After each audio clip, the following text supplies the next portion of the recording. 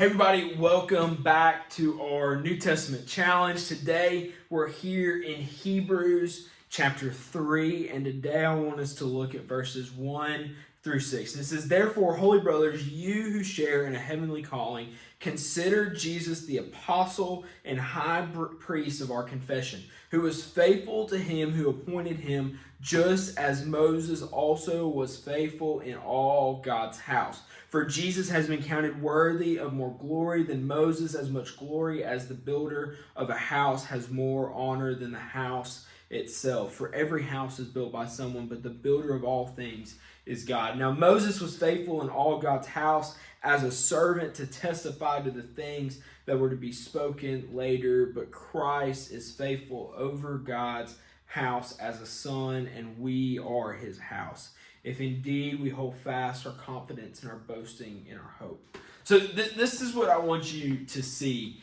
here today.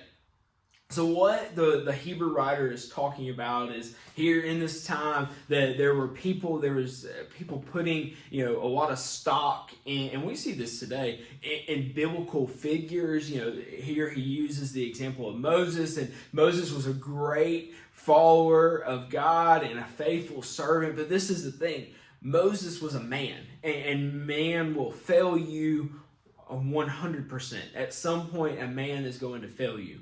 And so what we're seeing here is the Hebrew writer is saying, hey, Moses was great, but we don't worship Moses. We worship Jesus. We worship God Almighty, because while we are servants in the house, Jesus, the Son, is over the house.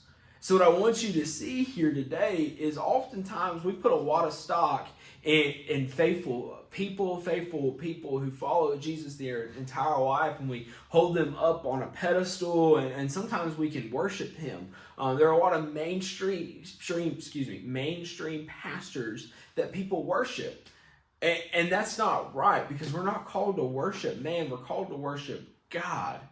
And so what I want you to see in all of this is that your heart, who we serve, who we worship, is God. We don't worship man. We don't serve man. We do everything for the glory of God. That is who we serve. A man will fail you. A pastor is going to sin. Even the greatest of them all, or they're going to sin. But Jesus didn't. God is over all. So whatever you do, put your faith in God and put him above everything else. Hope you have a great rest of your day.